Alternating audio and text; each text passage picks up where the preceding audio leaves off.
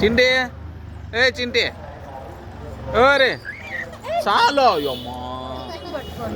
ఏడిపించేస్తావు లాస్ట్కి నాన్న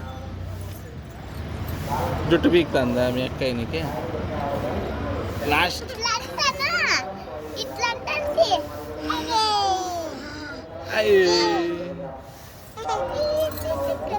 ఎక్కడికి పడతావు పండ్లు రాలుతాయి